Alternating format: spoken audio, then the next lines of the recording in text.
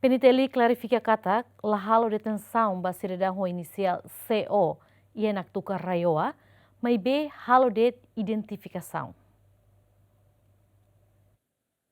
Porta-voz Comando-Geral PNTLI, Superintendente João Belo Ateten, Comando Regional Administrativo Especial Ecuciambeno Reua, halona identificação ba cidadão naktuka ida o inicial CO, nebe declara e a mídia social kata, membro Polícia Unidade de Patrulhamento Fronteira, halo agressão física Sorunia, nebe Polícia rejeita informação sira nebe espalha e a mídia social, né, tambatuir porta-voz PNTLI, né, e a momento neba membro UPF, halo de identificação ba cidadão, né, tamba alegadamente halo movimento e a linha fronteira ilegalmente.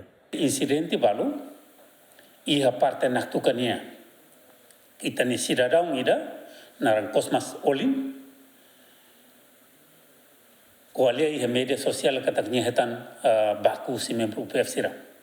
Depois de halo verificação, primeiro atu informa público katak cidadão ida nang kosmas olin ne halo serviço informação polícia usi unidade de patrulhamento fronteira halo na tracking clear urbania considera nia hanesan autor ba propaganda no provocator nia basorin lor informação mais né lor informação usi ne ba sorin depois usi sorin mais feliz né. E depois, o Inhira, unidade patrulhamento fronteira, halo identificação banyak, liuta minuto balodet, bandera nasam bizin ini nakonu ia naktuka. Husine, Polícia Nacional de Timor-Leste, ia competência tomak, tuir artigo 53, Código Processo Penal, halo identificação banyak.